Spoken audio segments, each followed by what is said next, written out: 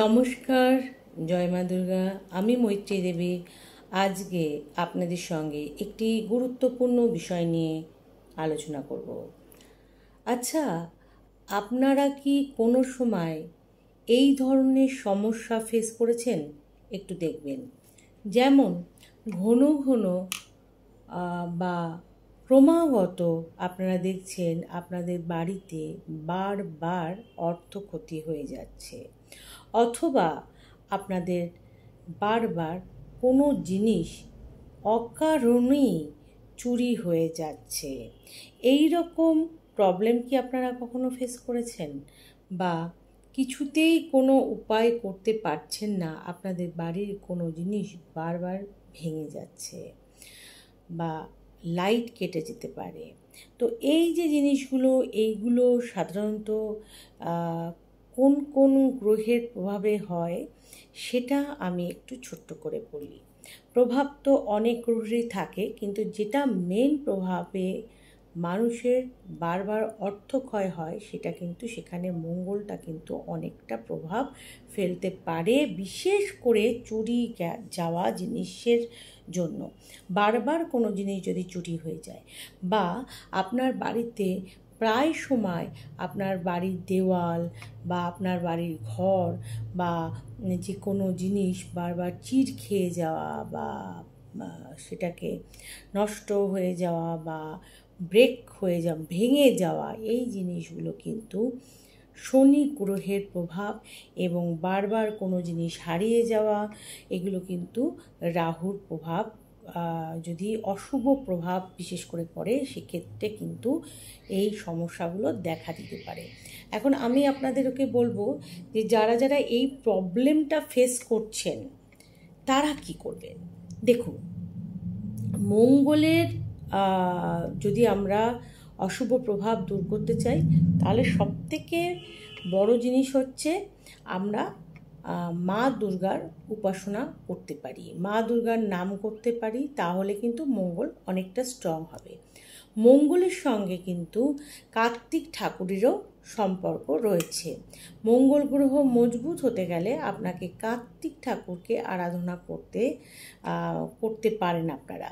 সবথেকে যেটা সাধারণভাবে চলতি আছে সেটা হচ্ছে বজরংবলীর পুজো করা, বজরংবলীর কাছে প্রার্থনা করা যে হে বজরংবলী, আমাদের এরকম হচ্ছে, এরকম সবসময় বিপদের মতো হচ্ছে, আমাদের জিনিসপত্র চুরি যাচ্ছে, নষ্ট হয়ে যাচ্ছে, বা আমাদের কোনো জিনিস বারবার ক্ষতি হচ্ছে, আমরা অর্থক্ষয় হচ্ছে, সেক্ষেত্রে তার কাছে প্রার্থনা আমরা করতে পারি যে এই জায়গা থেকে আপনি আমাদেরকে উদ্ধার করুন। কারণ রাহুর প্রভাবটা যদি হয়ে থাকে, বাস্তুদোষ যদি হয়ে থাকে, তাহলে এইসব ঘটনা কিন্তু ঘটতে পারে।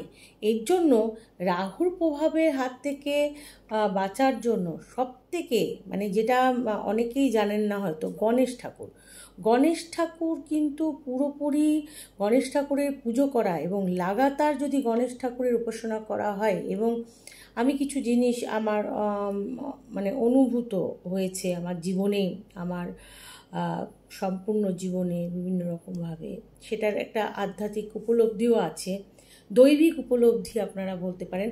সেটা যদি আপনারা শুনতে চান, আমি অবশ্যই আপনাদেরকে বলবো।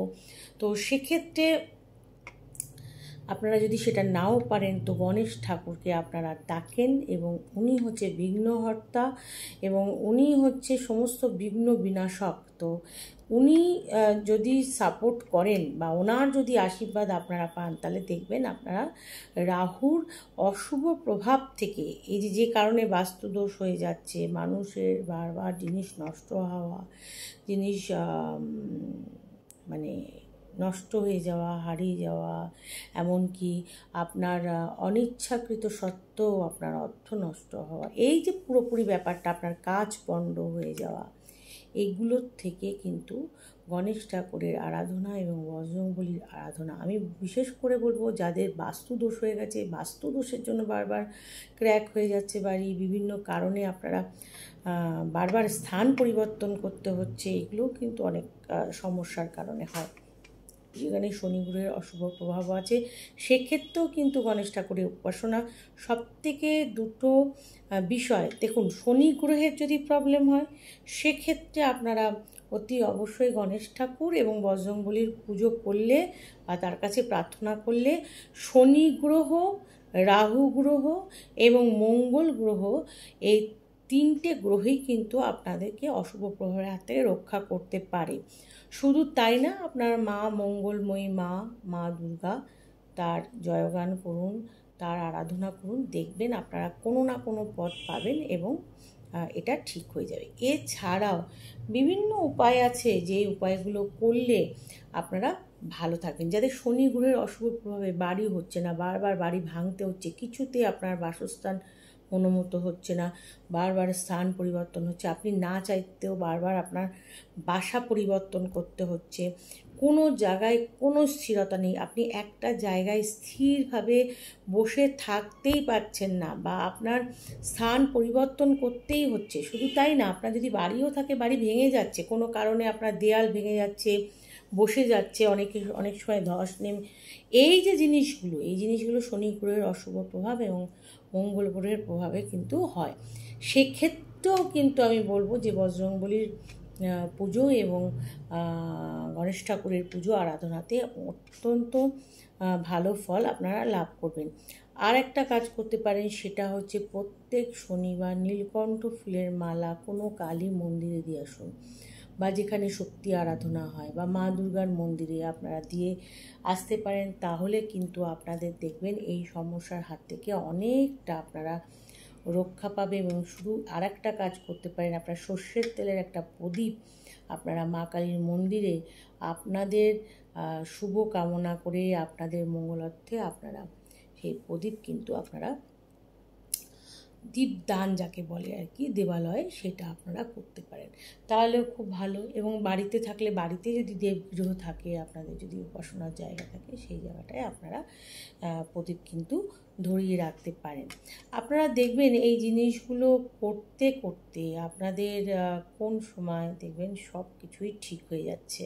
তো নিরাশা হবেন না। আর যারা বিশেষ করে শনি গ্রহের অশুভ প্রভাব অত্যন্ত বেশি পড়েছে, তাদের আমি বলবো সর্ষের তেল নিয়ে, সর্ষের তেলে আপনারা নিজের মুখ দেখে কোনো শনি মন্দিরে আপনারা সেই তেল আপনারা অর্পণ করতে পারেন, তাহলেও আপনাদের ভালো হবে। আরও কিছু বিশেষ পদ্ধতি আছে, যারা খুব অশুভ প্রভাব ফিল করছেন, তাদের হওয়া কাজ হচ্ছে না, বিশেষ করে বাড়ি ঘরের সমস্যা, জিনিসপত্র নষ্ট হয়ে যাচ্ছে, তাদেরকে আমি বলবো তারা আমার কাছে আসুন। আমার কিছু দৈবিক অনুভূতি আছে, সেইগুলো যদি আমার মনে হয় আপনারা যদি করতে পারেন, আপনারা জেনে যান, আপনারা করুন। কারণ সব কিছু তো মোবাইলে বলা যায় না, কারণ যেগুলো দৈবিক অনুভূতি অনেকটাই আমি বলি, কিন্তু তবুও আধ্যাত্মিক চেতনা দিয়ে দৈবিক অনুভূতি যা হয়েছে আমার, সেই অনুযায়ী দীর্ঘদিন ধরে, আজকে ধরুন 15 বছর কি 12 বছর ধরে মানে বহু মানুষকে সেই কাজগুলো করিয়ে আসা, তারপরে তাদের সেই নিমিষে সেটা সলভ হয়ে যায়। এবং সেটা কিন্তু এক একটা জায়গার পরে নির্ভর করে। আমার কিছু, যেমন আমার মা দুর্গার মন্দিরে পুজো হয়, বড় ঠাকুরের মন্দিরে আর এক জায়গায় যজ্ঞ হয়, পুজো হয়। তো এইগুলো কিন্তু আপনারা যদি সেই জায়গাগুলো, এবং কল্পতরু বৃক্ষ যেটা আমি রোপণ করে দিয়েছি, সেই কল্পতরু বৃক্ষটাও কিন্তু মানুষের কল্যাণের জন্যই রোপণ করা। সেক্ষেত্রেও কিন্তু বলা হয় না যেখানে যা যা কাজ করবেন তার জন্য টাকা, এটা না। যা কিছু দৈবিক ক্রিয়া, যা কিছু ভালো কাজ, যা কিছু আধ্যাত্মিক কাজকর্ম, তার জন্য কিন্তু ওই রকমভাবে টাকা পয়সা নেওয়া হয় না। হ্যাঁ, আপনাদের যদি কারো নিজের করতে পারেন করে নেবেন, কোনো অসুবিধা নেই। আমি আপনাদের শুধু গাইড করে দেবো যে এরকমভাবে এরকমভাবে করুন, তাহলে দেখবেন আপনারা অনেক বেশি ভালো থাকবেন।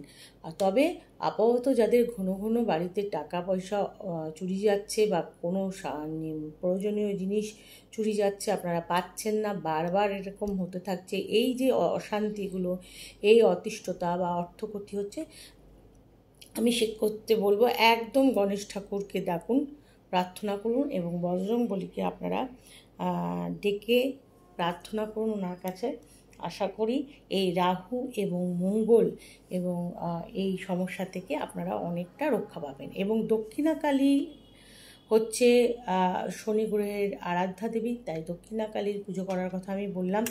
এবং শনি গ্রহকে যদি একটু স্ট্রং করা যায় তাহলে সেক্ষেত্রে কিন্তু শনি অনেকটাই রাহুকে কন্ট্রোল করতে পারে। তো এই কারণে আমি বলবো যে আপনারা আস্তে আস্তে কার কী সমস্যা আছে এগুলো যদি আপনারা স্পেসিফিকভাবে লিখে দেন ভিডিও দেখে, তাহলে কিন্তু সেক্ষেত্রে আপনাদেরকে সেই বিষয় নিয়ে বলাটা অনেক সহজ হবে। আপনারা আমাকে জিজ্ঞাসা করতে পারেন, আমি আপনাদের সঙ্গে সবসময় আছি জ্যোতিষ পরামর্শ এবং আধ্যাত্মিক পরামর্শের মাধ্যমে আপনাদের জীবনে যাতে কল্যাণ হয় তার জন্য। নমস্কার, জয় মা দুর্গা, ভালো থাকবেন। আর আপনারা সকলে যারা যারা আমার কাছে দেখিয়ে গেছেন, আমার পরামর্শ মতো চলেন, ফেসবুক যারা পেজ ফলো করছেন বা ইউটিউব চ্যানেল যারা দেখছেন, তারা কেমন আছেন জানাতে ভুলবেন না। নমস্কার, জয় মা দুর্গা।